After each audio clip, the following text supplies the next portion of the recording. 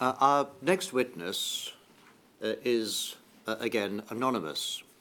Now, you might think that because of that, she would be referred to by our next letter, which would be P. But in fact, she has asked that she be known by the name Shirley. That's it. That sufficiently protects her anonymity.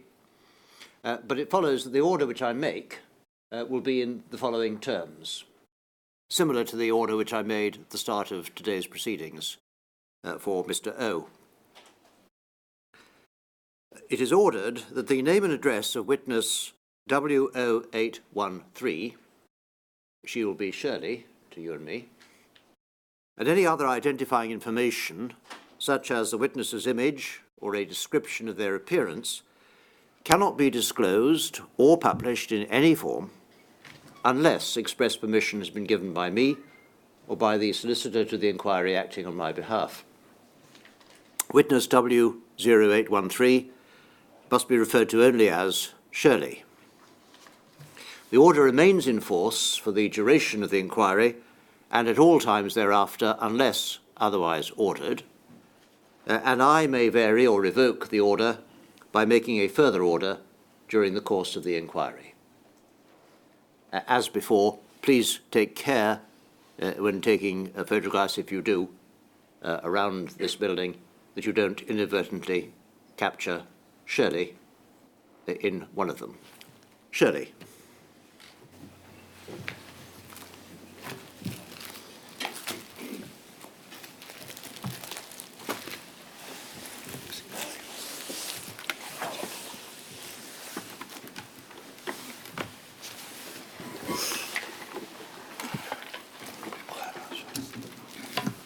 Shirley, your full name is known to the inquiry. Could you please repeat after me? I do solemnly, sincerely. I do solemnly, sincerely.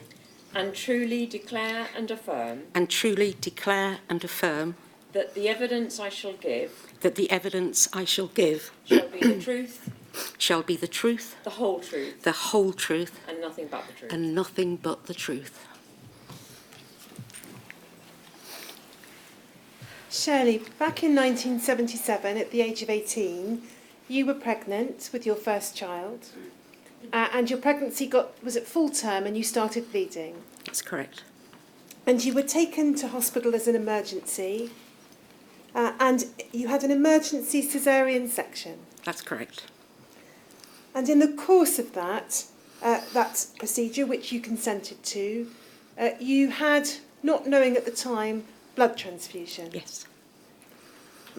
You weren't told anything about any risks of infection. No.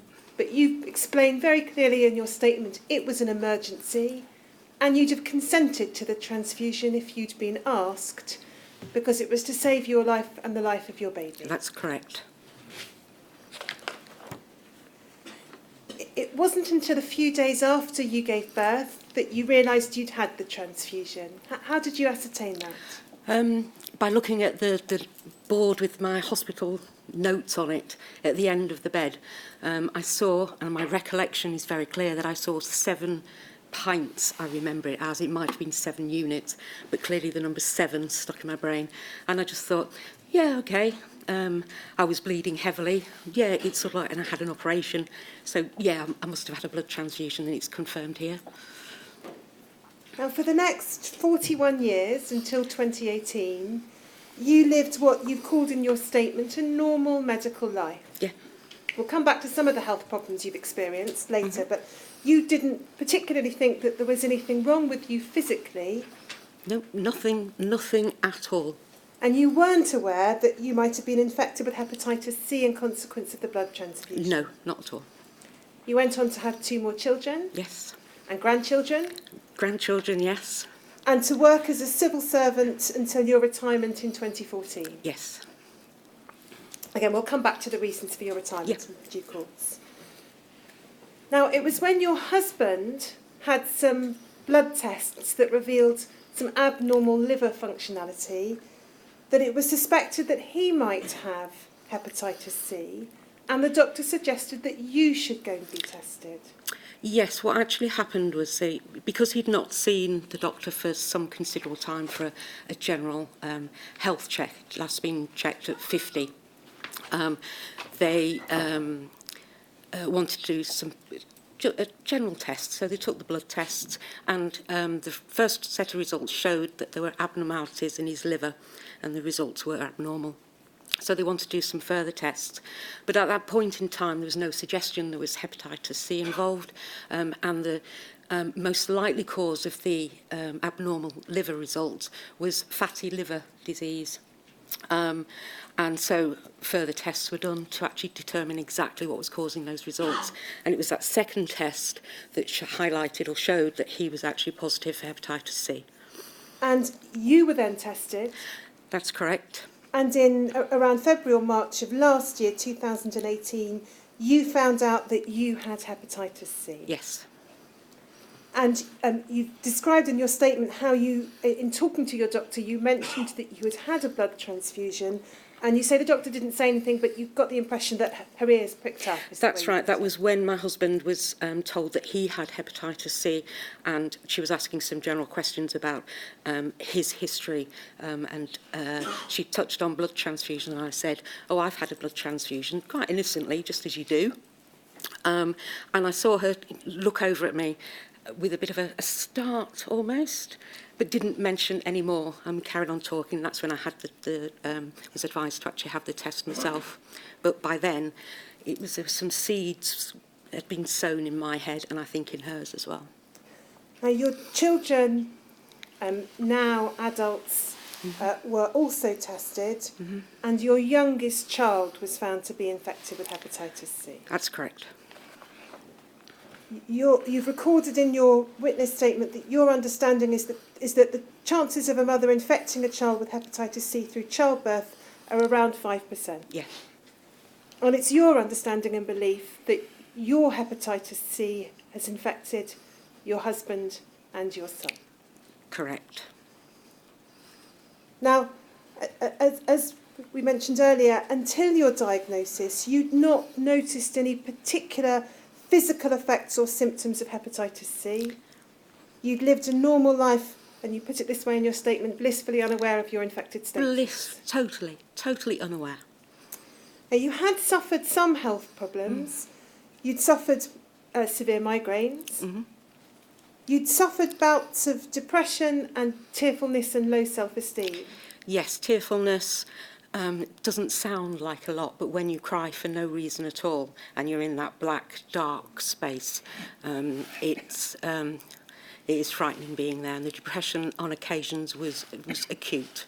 And did you receive treatment for your depression? I did. The first bout of depression was in the late 80s, early 90s, and I was put on some very powerful antidepressants, which coloured my view about the medication that was available. So when I had another acute episode, I was very, very reluctant to actually take that same sort of medication again. I was reassured that the medical science had moved on, and there were a lot better medication, but I was also given 20 sessions of cognitive behavioural therapy as well because of the severity of my depression. And at the time you wrote your statement, you said you didn't know whether any of these matters were connected with your hepatitis C. And as I understand it, Shirley, you still don't know, but you've learnt through watching the evidence of a number of other witnesses that depression may be a manifestation of hepatitis C. Is that right? That's correct, yes. So quite a few witnesses have already described their depression and have attributed it to hepatitis C. I had thought it was more to do with the diagnosis of hepatitis C rather than being a symptom of the disease itself. However, my view on that has changed, and on the Hepatitis C Trust website it actually does say that depression is a recognised symptom of hepatitis C itself, not of the diagnosis. So in my mind, I'm just thinking that was inflicted on me, and if anything, that's what makes me the angriest, because if the depression, If the depression that I've suffered from is as a result of the hepatitis C, it just gets me so angry. I wouldn't wish that on my worst enemy. It scares me stiff to think of the depression and that horrible place that you're in. I've surprised myself that since diagnosis last year, that I haven't suffered a further bout of depression. I put that down to the support that I've got in my family, but also the CBT that I did receive. I can recognise triggers and recognise patterns of thinking and not get myself out of it, that seems to belittle it, but recognise them and take effective steps to counter those negative thoughts. But yeah, I wouldn't wish depression on anybody. Sorry. No, there's no need to apologise. And it was the depression or the fear of your depression returning that had in fact led to you taking early retirement at the age of 55 in 2014. Exactly. When I gave my statement, I'd been blissfully unaware, lovely phrase that is. But in 2014, the pressure that I was under at work, I'd had a successful career in the civil service, very responsible job. There'd been a cultural change within the department I worked in over the last 18 months, 2 years, particularly around staff appraisal, performance marking. And I remember very, very vividly a meeting that I was in with my line manager at the time, where I was being put under but really immense pressure to change the marking of a member of staff who worked for me and downgrade them.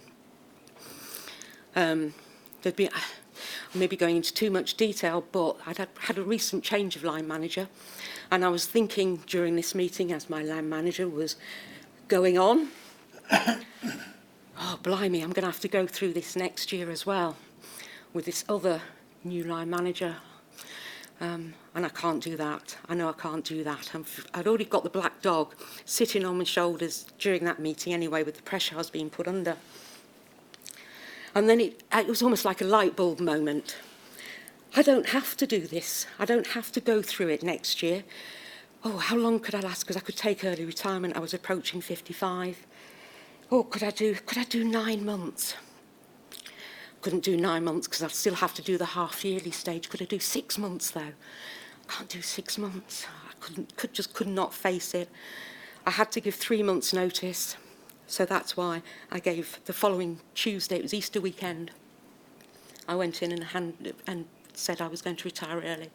And that was because of the fear of the depression coming back? Yes, definitely. And although, as you said, since your diagnosis in the early spring of last year, the depression hasn't come back, you have explained in your statement that you've had a number of different feelings of anxiety and guilt since the diagnosis. You've become very conscious of and very worried about the prospects of infecting others. And you're constantly thinking about what could have happened. One of your children was infected. You're constantly thinking about what would have happened if all 3 of them had been infected. Yes. I know that it's not my fault that my youngest was infected. That doesn't stop me feeling as though it's my fault and that I'm the one who's guilty and that I gave it to him. I know that it's not right, I know it's not true, but that's the way that I feel and still feel to this day. And you've also said in your statement, Shirley, you have darker thoughts when you think about how much worse it could have been, and you think about the position of others who were infected with HIV or have the fear of VCJD hanging over them, and the life that they've had to lead. Yes, I mean, listening to the witness statements, I see myself as being, and I'll use the word lucky. I know that somebody a couple of days ago was quite offended when a doctor had said, use the word lucky for her. I do feel incredibly lucky that it was only Hep C, it wasn't anything else, that only one of my 3 children was infected, that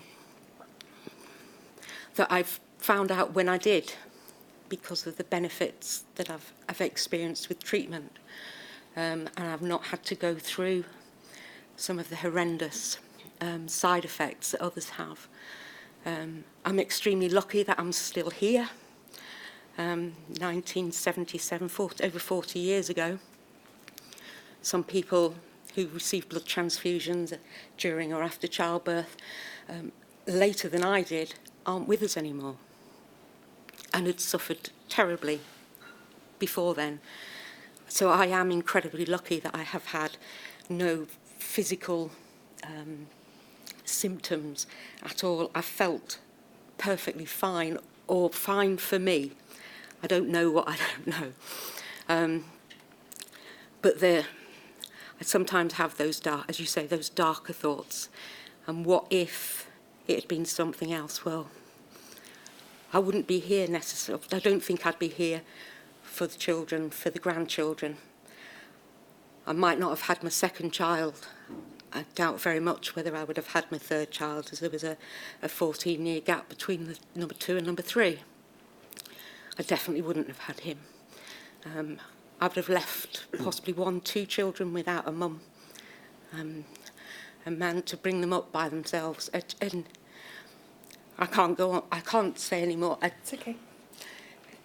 Once that train of thought starts, it just carries on, and you go, what if? And I can't afford to let myself do that. I have to get myself out of it, otherwise I'll end up in that dark space again. And you mentioned the treatment that you underwent, Yeah. and because of being diagnosed only last year, you haven't been through the treatment courses that a number of witnesses have described. You and indeed your husband as well underwent a 3-month course of treatment last year, and you were clear at the 3-month stage. Clear at the 3-month stage. It was 1 tablet a day, and in fact, I was clear at the 4-week stage. There was no signs, but you have to continue with the course of treatment. Continued that for 3 months. Was clear at 3 months. Was clear at the 6 months from the start of treatment, and was clear 6 months after the end of treatment, so 9 months altogether. So I am now classed as clear of the virus. And the side effects were relatively few. You described irritability. Yes, I think the family can testify that I was slightly more irritable than usual. And also, the only other side effect was I did suffer with excessive wind. In the scheme of things, that's nothing. Your son also underwent treatment. He underwent different treatment, and his virus also cleared. That's correct, yes. His liver is healthy, Yeah. but you've been left with liver damage, Shirley. Yes. Is that right? What can you tell us about that? Yes, cirrhosis. I've had the FibroScan, and that confirms it's F for Freddy 4. And looking up the FibroScan score on the Hep C Trust, as you do, you just want to see, that equates to end-stage liver disease. However, all of the tests since cure, because we regularly tested, are showing that my liver is functioning absolutely normally, with no red markers, no amber markers, everything are green lights all the way down. So just be monitored every 6 months with an ultrasound scan and blood tests to check whether the virus has come back, because there's always a chance that might happen. And that's, yeah. You find the scans, however, you welcome them, but you find them very stressful. You feel anxious both before and during the scan as to whether anything untoward is going to be found. Yes. Because there's a 6-month gap between scans, you don't know what has happened. You're lying prone on the bed with your jelly, and they're going away. And quite often, because it's early in the morning, 9:30, that's early for me, sometimes they can't quite see everything and they need to. They might be obscured by clouds of gas or something, as they call it, they keep on telling me. But it can take quite a while to find a good image of something, and it's that continued looking and hovering over one point. Maybe it seems like an eternity, but it could only be 2 or 3 minutes. But you think, well, I think to myself, what have they found? They're trying to get a closer look at something that's happened since the last time. And I just get more and more anxious. Fortunately, at the hospital, I don't have to wait for the results. We have their ultrasound first thing in the morning, and immediately go to the infectious diseases department, where I have an appointment booked to see the specialist nurses maybe 10 or 15 minutes later. 10 or 15 minutes, that is, not 10 or 15 days, 10 or 15 minutes later, and I'm given the results there and then. So there isn't that interminable wait between the scan, where they've hovered for 2 or 3 minutes over a particular point, and you getting those results. And you've been very keen to stress that the care that you and your family have received, in your view, has been exemplary. For us, it was normal when we received the initial care. Having listened to the testimonies given by other witnesses and having read witness statements, I can see that it is by far the best service that anybody has actually had. Not just in the gap or the time, no time wait between ultrasound scans and those results being given, but in the whole of the treatment we've received from them.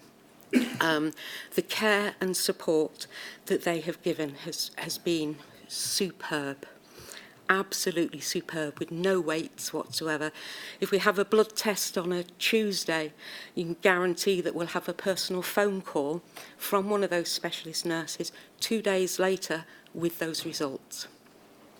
And I think you wanted to name the hospital. Yes, it's the Royal Hallamshire Hospital in Sheffield, the Infectious Diseases Department, and 3 particular members of staff we've been involved with over the last year or so, and I'd like to here publicly say thank you to them. It's Sophie Fell, Sue Thompson and Ray Pole. And in terms of psychological support, you were provided with a helpline number by the hospital and the opportunity of a counselling service. Yes.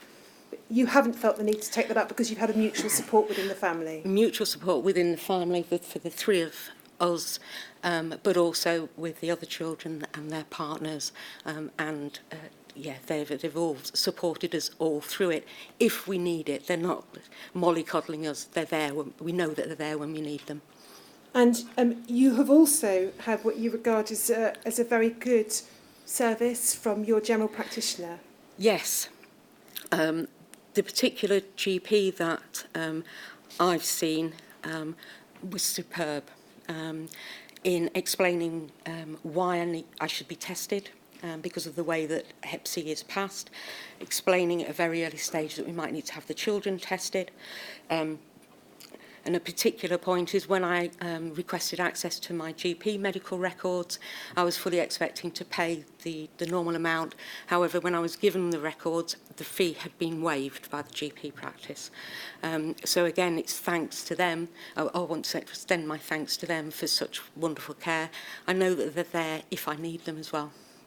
And one of the reasons you're keen to make that point is because you wanted it to be understood that it can be done that way. It can be done, and the Royal Hallamshire proved that it can be done. And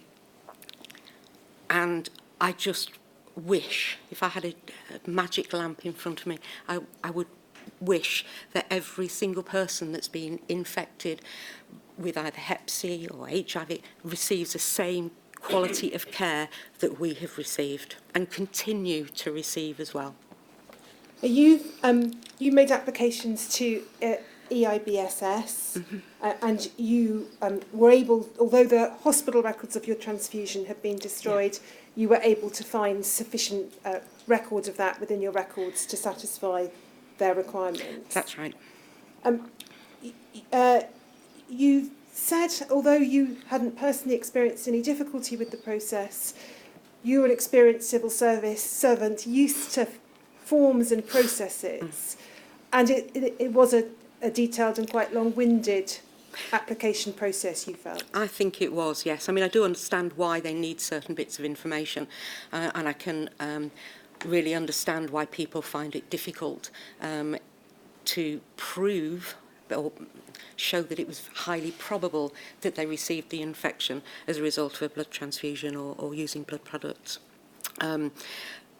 But you are, I think the application process then, if you can't provide the evidence, is then highly reliant on current medical professionals in actually supplying that information. And I'm guessing here, but I suspect not a lot of people, not a lot of them actually understand hepatitis C and how it impacts on people.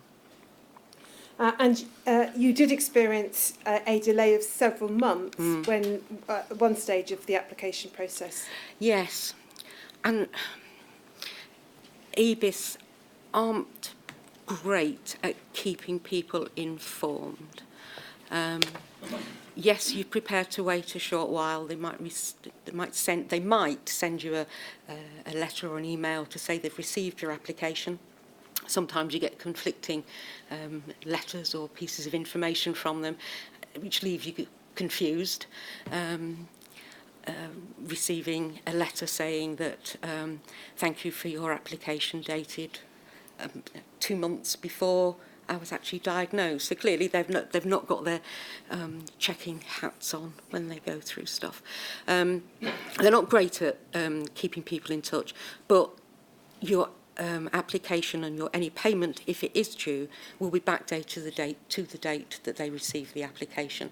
So in a way you are covered, but they could be a lot better at actually keeping people notified with clear information. Shirley, those are the questions I have for you. Is there anything else you would like to say? Yes, so I'll try not to take too long. I wanted to start with a couple of thank yous. Thank you to the NHS in 1977 for saving the life of my baby and me. We've already covered the NHS now and the Royal Hallamshire Hospital and my GP. Again, thank you to them for such wonderful care and support. I'd also like to thank everybody here in the inquiry team and yourself, Sir Brian. You've got an immense job to do. From what I've seen and what I've experienced firsthand, you've put the infected and affected right at the heart of it. Thank you.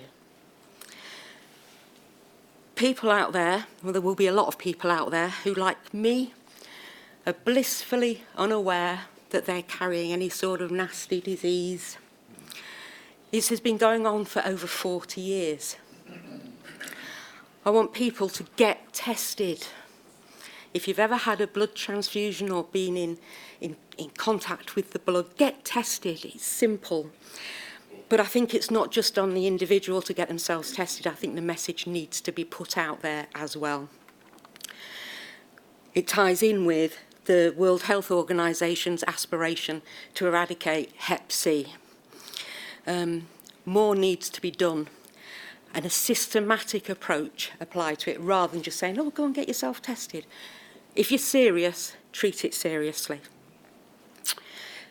Finally, I'd just like to thank my family, my husband, my youngest son, our children, and their partners.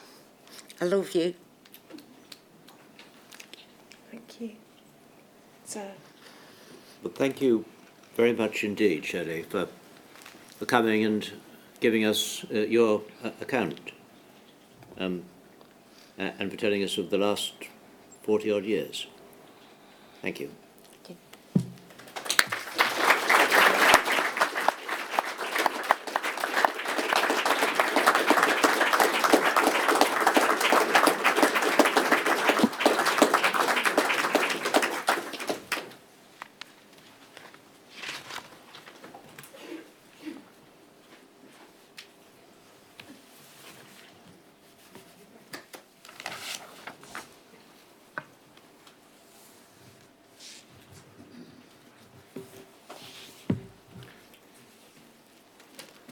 Ms Richards, that concludes the evidence that we have for today. It does, sir. So tomorrow, when do we start? 10 o'clock tomorrow, sir, because we So have that's a change 4 from our usual 10:30, 10 o'clock tomorrow. Yes. And what do we have in store? We have an anonymous witness, Mr P.